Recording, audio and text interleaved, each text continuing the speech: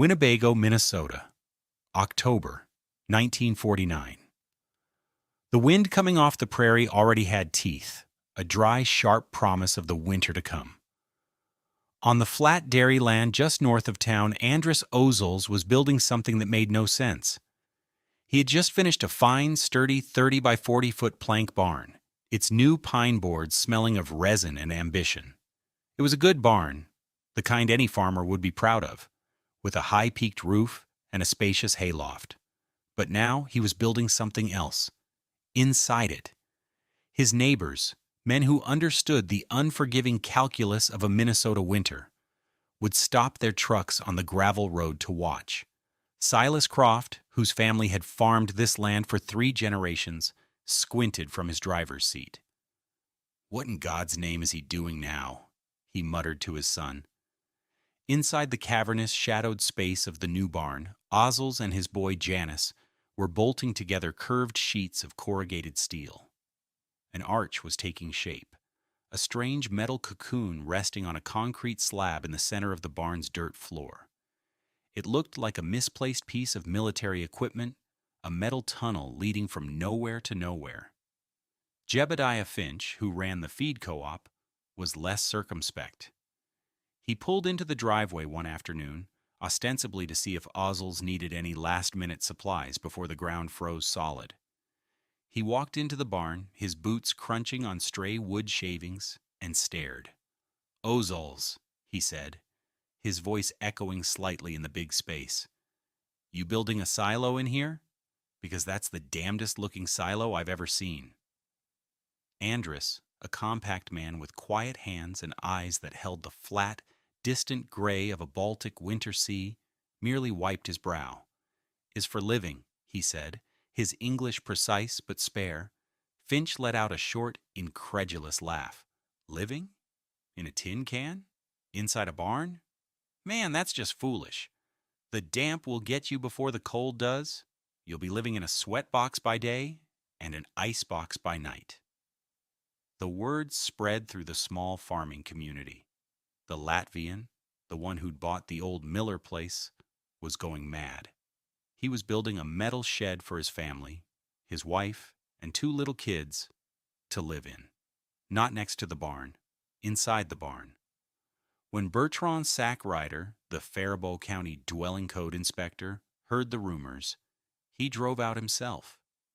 Sackrider was a man who believed in regulations, in plumb lines and proper setbacks. He saw the gleaming arch of the Quonset hut, dwarfed by the barn's timber frame, and a deep frown settled on his face. This wasn't just foolish, it was irregular. It was a violation of the natural order of things, and very likely a violation of the 1946 Minnesota State Dwelling Hygiene Code. He made a note on his clipboard. He would be back. The mockery was just beginning. What did this Latvian CB veteran, a man who knew the cold of the Kurzeme coast and the efficiency of the Pacific Fleet, understand about wind and air that the experienced practical builders of the Minnesota prairie had missed? The answer to that question would change how this small corner of the world thought about survival. It's a story of quiet genius, of old world wisdom meeting new world materials. And if you stick with me, I promise you will learn a fundamental principle of thermodynamics that is as relevant today as it was in that brutal winter of 1949.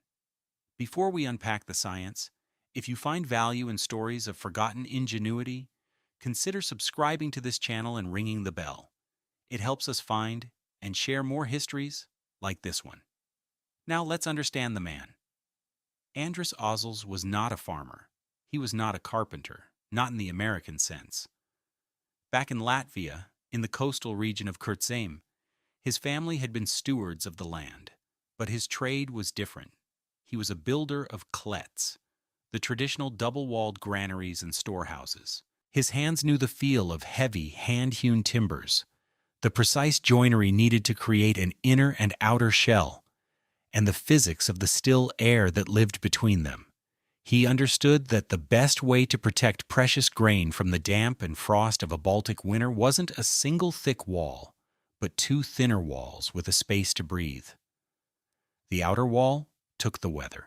The inner wall held the stable climate. It was a principle baked into his bones. Then the world had broken.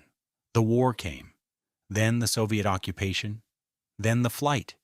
Andris, his wife Elza, and their two young children, Janice and Liga, found themselves as displaced persons in a camp in Germany. There, his practical skills were noticed by the Americans. He was put to work with a U.S. Navy construction battalion, the Seabees, who were masters of rapid, efficient building. His new material wasn't Latvian pine. It was American steel. Corrugated, galvanized, and arched into the iconic shape of the Quonset hut. For 2 years, he assembled these structures all over occupied Germany. He learned their strength, their simplicity, their surprising rigidity. He saw how they could be bolted together by a small crew in a matter of days, creating barracks, mess halls, and hospitals. He had internalized 2 entirely different building traditions: the ancient timber-based double shell of his homeland, and the modern steel-based single shell of his rescuers. When the Ozols family was sponsored for resettlement by a Lutheran church in Winnebago, Minnesota, they brought with them little more than a few suitcases and these 2 distinct sets of knowledge. Their first winter, 1948, was a brutal education. They rented a small, hastily built clapboard house on the edge of town. It was a typical frontier-style dwelling, single-walled, with horsehair plaster over lathe and no insulation to speak of. That winter, the cold was a physical presence in their lives. Andris remembered waking up to find the wool coat his wife had hung on a peg in the tack room had frozen so solid it cracked at the sleeve when he tried to put it on. He remembered the kerosene for their main lantern, stored in the attached shed, turning to a thick, useless jelly, the wick unable to draw it up. He saw a neighbor, Silas Croft, stare in disbelief as the radiator tank on his Ford Model A split clean open with a loud crack on the first attempt to crank it on a 20 below morning. Inside their rented house, Elza cooked with her coat on. The children, Janice and Liga, slept under a mountain of blankets and still woke with coughs that rattled in their small chests. Ice formed in crystalline ferns on the inside of their bedroom windows, and on the coldest nights, a thin sheen of frost would creep down the walls themselves. They burned through a mountain of expensive cordwood, yet the warmth from the stove seemed to be sucked out of the house as fast as it was generated. For Andris, it was more than just discomfort. It was a failure of design. It was inefficient. It was illogical. And he vowed he would not let his family suffer through another winter like it. The problem wasn't the Minnesota cold. The problem was the American house. The conventional farmhouses of the era were built to fight the cold with brute force, thick walls, and big fires, but they were losing battles. The core failure was a misunderstanding of how heat actually escapes a building, especially in the face of the prairie wind. The enemy wasn't just the low temperature, it was the combination of cold and moving air. Take Silas Croft's house, a fine 2-story dwelling built by his grandfather. It had solid oak framing and thick plank walls, but it was a single envelope system. When the polar vortex descended and the north wind hit 30 miles per hour, the air temperature of, say, minus 20 degrees Fahrenheit was transformed into a much more sinister force.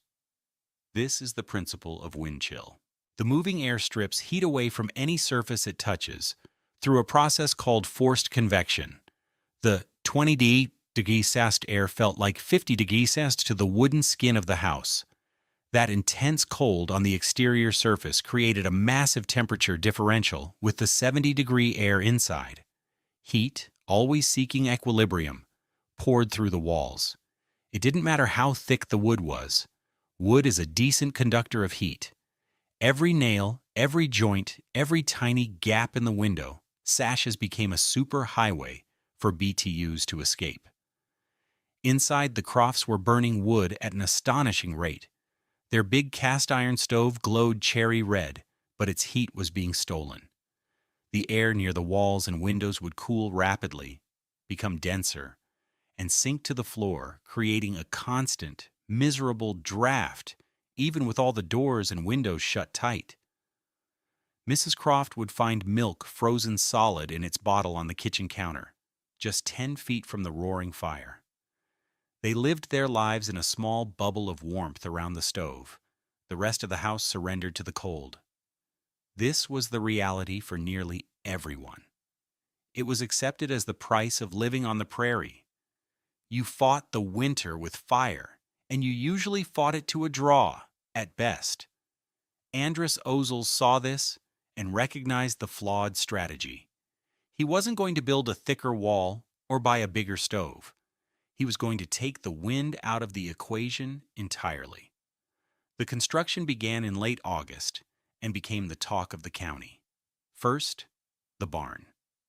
It was a standard post and beam structure, 30 feet wide and 40 feet long, with a floor of packed earth and gravel. The walls were single-layer pine planks, uninsulated. From the outside, it looked like any other new barn, a testament to a farmer getting a fresh start. The neighbors nodded in approval.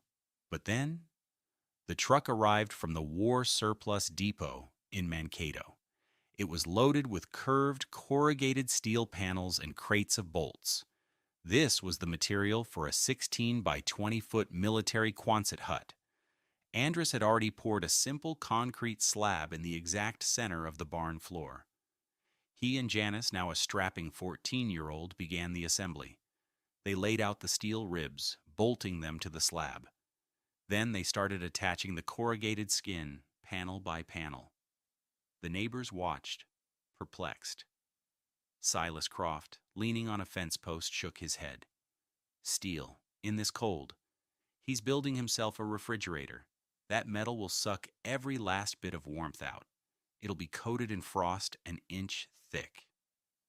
Andris worked with a quiet, methodical rhythm.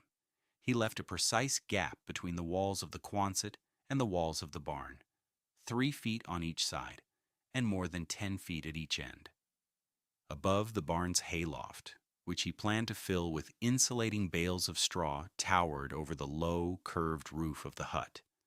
He cut a hole in the steel for a small stovepipe and another for a simple window. It was during this phase that Bertrand Sackrider made his second visit. He arrived in his county-issued Ford sedan, clipboard in hand. He walked into the barn and stood before the half-finished hut, a look of profound disapproval on his face. He ran a hand over the cold steel. "Mr. Ozols," he began, his voice formal, "I'm afraid I have to issue a preliminary warning.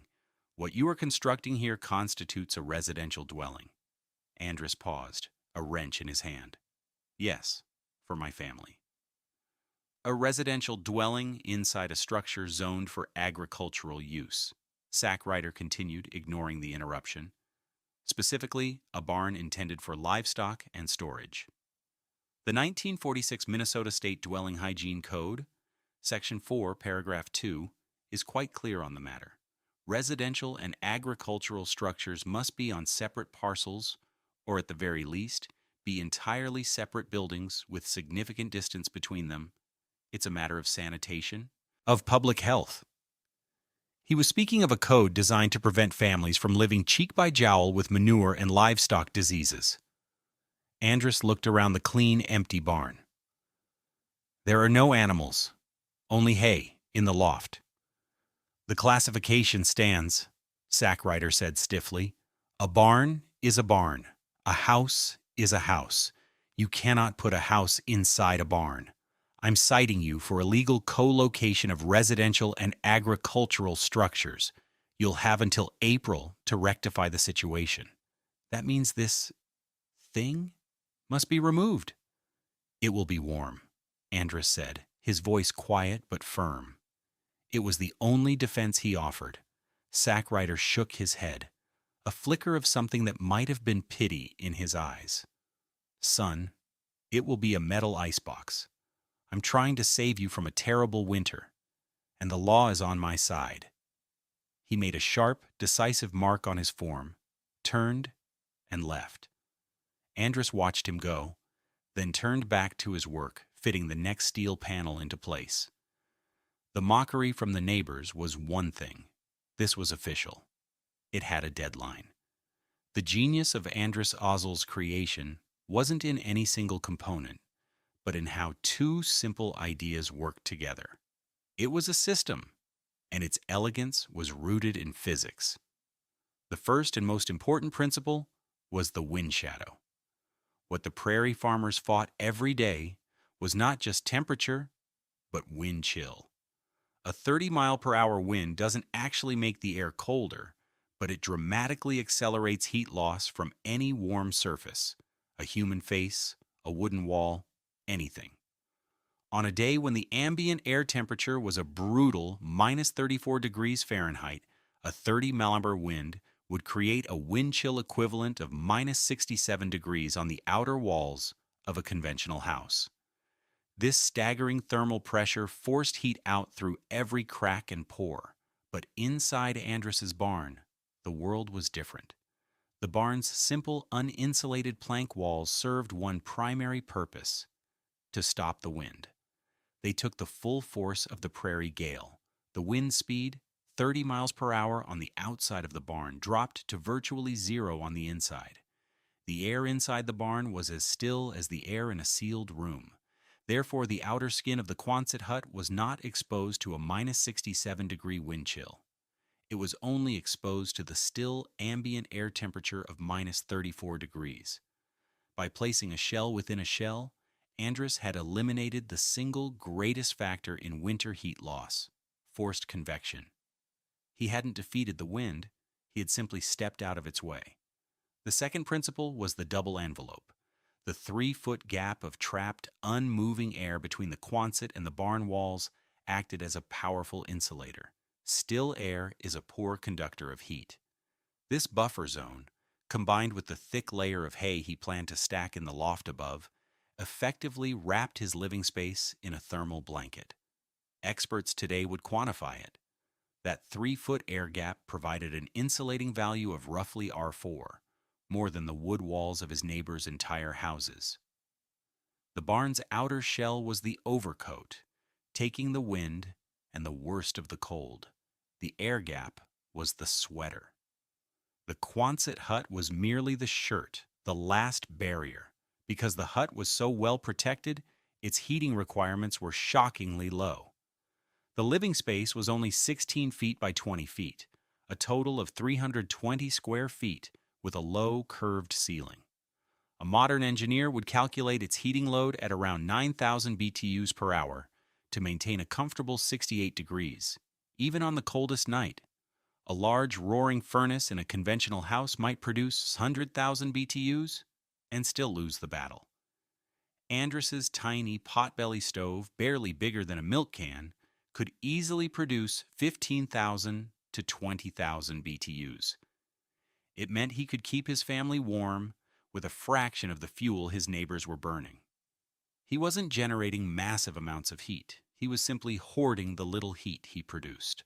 That December, the winter came not as a slow decline, but as an invasion. A polar vortex, a phrase they didn't have then, plunged down from the Arctic, settling over the upper Midwest like a cap of liquid nitrogen. For 13 consecutive nights, the temperature in Winnebago did not rise above minus 30. During the day, it might struggle to minus 20, and the wind never stopped. A relentless 30-mile-per-hour gale scoured the flat land, stripping the early snow from the fields and piling it in drifts as high as the houses themselves. The cold was so profound, so absolute. It changed the very nature of things. Kerosene and outdoor lamps burned with a strange, weak blue flame. Metal became brittle. The world seemed to be holding its breath. Inside the Croft house, the battle was being lost. They had sealed the windows with rags and blankets. They had closed off the entire upstairs, hanging quilts over the doorway. The family of 5 lived in the kitchen, huddled around the big cook stove. Silas was feeding it wood almost constantly, a mix of oak and ash that should have thrown off tremendous heat. But the wind was a thief, pulling the warmth right through the walls. On the morning of the third day, his wife found the water in the reservoir on the side of the stove. A tank designed to be kept hot by the firebox itself had a skin of ice on it. Their children slept in their coats, their faces peeking out from under piles of blankets. 3 miles away, inside the Ozols barn, a different reality was unfolding. The wind howled outside, a high, shrieking moan as it tore at the plank walls. But inside the barn, it was a distant sound. The air was cold, yes. The temperature inside the barn was likely around -20, but it was dead still. And inside the curved steel walls of the Quonset hut, it was spring. The little potbelly stove glowed with a gentle, consistent warmth, fed by a small log every few hours. The temperature inside was a steady 68 degrees. Elsa was knitting a sweater, her fingers nimble, her coat hung on a peg by the door. Janice and Luga were on the floor, on a braided rug, reading books from the county library. There were no drafts. The single pane of glass in their window showed the howling gray sky, but on the inside, it was free of frost. The air was still and dry. The curved metal walls were warm to the touch. On a simple wooden shelf, a testament to the structure's impossible success, sat undisturbed. It was a large ceramic crock filled with rassols, a creamy Latvian potato salad Elsa had made for the upcoming Matani celebration. It was rich with potatoes, eggs, pickles, and sour cream. In any other house in the county, it would have frozen into a solid, inedible block within an hour. Here it sat perfectly chilled but soft and creamy, ready to be eaten. It was a small domestic miracle, proof that the cold had been not just held at bay, but utterly defeated. In mid-January, on the coldest day of the cold spell, Bertrand Sackrider decided it was time to finalize the matter with the Latvian. The April deadline was months away, but a formal, served citation would add weight and prevent any argument that the man hadn't been properly warned. He climbed into his 1948 Ford sedan, the engine complaining loudly as it turned over. The drive out of town was grim. The landscape was a monochrome sketch of white and gray, the wind rocking the heavy car. He turned onto Ozol's long, unsheltered driveway, and that's when the inevitable happened. With a final, sputtering cough, the engine died. Sackrider knew immediately what it was. The fuel line had frozen. The gasoline, thickened by the extreme cold, had gelled, and a tiny particle of ice had blocked the flow. He sat for a moment, the silence in the car suddenly immense. The wind howled outside. He was a quarter-mile from the barn. There was no choice. Pulling his hat down and his collar up, he stepped out into the Arctic blast. The cold was shocking, a physical blow that stole his breath. By the time he reached the massive sliding door of the barn, his face was numb and his lungs ached. He fumbled with the frozen latch, slid the heavy door open just enough to slip through, and then closed it behind him. The change was instantaneous and profound. It wasn't warmth that struck him. It was the silence. The screaming physical pressure of the wind was simply gone. The air was frigid, but absolutely still. It was like stepping from a hurricane into a cathedral. He stood for a moment, letting his senses adjust. Across the packed earth floor, he saw it, the strange, silent arch of the Quonset hut. A thin wisp of smoke rose from its stovepipe, ascending calmly into the high, dark rafters of the barn before dissipating. There was no other light save for the gray daylight filtering through the cracks in the barn walls. He began to walk toward it, his boots making soft, crunching sounds. As he drew closer, he felt something impossible. A faint aura of warmth in the dead, still, sub-zero air. Not a blast of heat, but a gentle, radiant presence. The closer he got, the stronger it became. He was 20 feet away, then 10. He could now see the soft yellow light of a lamp through its small window. The door of the hut opened. Andris Ozols stood there, silhouetted against the light. He wasn't wearing a coat. He was in a simple flannel shirt. "Mr. Sackrider," he said, his voice calm, showing no surprise. "You are having trouble?" Sackrider was too stunned to answer. He could feel the warmth flowing out of the open door, a river of temperate air. He could see Elsa inside, knitting in a chair. He saw a child's drawing taped to the curved metal wall. He stumbled forward, past Andris, and into the hut. The warmth enveloped him. It was a soft, dry, complete warmth. It was the air of a pleasant June afternoon. His frozen face began to ache as the feeling returned to it. He looked at the little potbelly stove, which was barely ticking over, a single log burning lazily inside. He looked at the family, living in what should have been an unlivable space, and his entire understanding of the world began to fracture. "My car?" he stammered. "The fuel line?" "It will need to be thawed in the barn," Andris said simply. "You can use our telephone to call the garage. Please come in. Take off your coat." Sackrider numbly took off his heavy winter coat. He was sweating. He walked over to the wall of the hut, the corrugated steel he had dismissed as a conductor of cold. He reached out and placed his bare palm flat against it. He was expecting to feel the biting metallic cold of a surface exposed to a -34-degree environment. He expected it to feel like a block of ice. It was warm, not hot, but distinctly, impossibly warm. It felt like a sun-baked stone in late summer. In that moment, all of Bertrand Sackrider's professional certainty, all his knowledge of codes and regulations, all his common-sense assumptions about building on the prairie, evaporated. The physical sensation on the palm of his hand was a truth more powerful than any paragraph in a rule book. He stared at his hand, then at Andris. He didn't build a fortress, Sackrider thought. He built a pocket of calm. His voice was hoarse. "How?" Andris just gestured around the small, warm room. "The barn holds the wind," he said.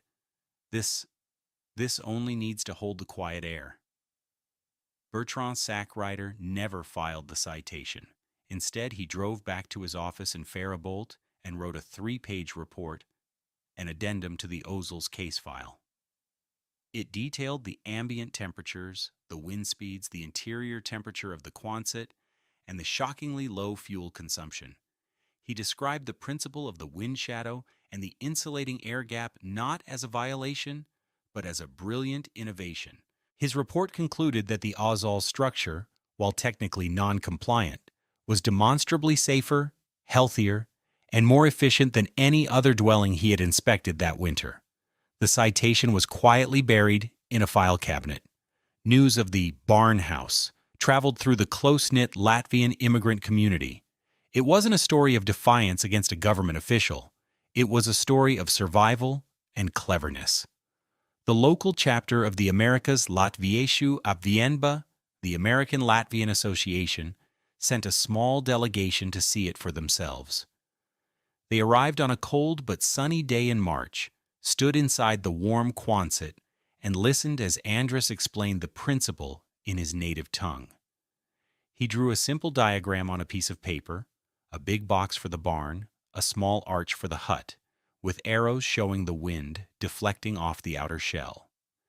In their April 1950 newsletter, a small publication mimeographed in a church basement, they printed the plan. They called it the Ozols method. The story resonated deeply with other Latvian families, many of them veterans who had the same familiarity with Quonset huts and a deep cultural memory of harsh winters. By the autumn of 1950, 5 other families across Faribault and Blue Earth counties had adopted the technique. They bought surplus Quonsets, erected simple pole barns around them, and filled the lofts with straw. The next winter, their stories mirrored Andris's. Minimal fuel, complete comfort, and the quiet satisfaction of outsmarting the cold. What Andris Ozols had done, using his unique blend of old-world memory and new-world materials, was anticipate a core concept of modern building science by nearly 30 years. Today, we would call his barn a rain screen, or, more accurately, a primary air barrier. High-performance builders now routinely use double envelope construction, creating a vented or unvented space between the exterior cladding and the insulated, conditioned interior. The principle is identical. The outer layer manages the bulk of the environmental forces, rain, snow, and especially wind, allowing the inner thermal envelope to perform its job with maximum efficiency. Andris Ozols had no modern vocabulary for it. He just had the memory of a klets and Quonset and the experience of bolting together a CB hut. There is a lesson in the quiet ingenuity of the man from Quonset, a lesson that goes beyond BTUs and R values. The prairie winter is a formidable adversary, a force of nature that demands respect. His neighbors tried to fight it head-on. They built thicker walls, burned bigger fires, and engaged in a brute force battle they could never truly win. Their approach was one of confrontation. Andris Ozols chose a different path. He didn't build a house against the winter. He asked the barn to hold the wind, and he gave a small stove, one simple room to warm. He broke the problem down into its constituent parts and assigned a different, specialized tool to each. The barn's job was not to be warm, only to be still. The Quonset's job was not to be strong, only to be insulated and airtight. The stove's job was not to heat a fortress, only to warm a small, protected space. It was a philosophy of accommodation, not defiance. It was a recognition that the greatest strength often lies not in resistance, but in designing a system where the powerful forces of nature flow around you, their energy tamed and redirected. The solution wasn't a thicker shield, but a smarter design.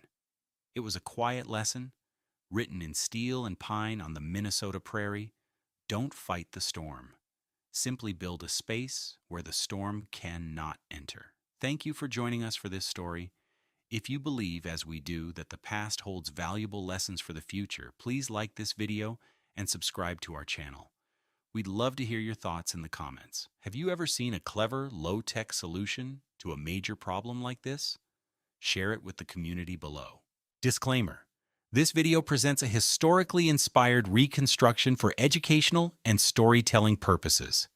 The characters, names, and specific events depicted are fictionalized, but the techniques and scientific principles are based on real historical practices and building science. Any application of these, or similar techniques in a modern context, should be done in full compliance with current building codes, safety guidelines, and local regulations. This content does not constitute professional, technical, or legal advice.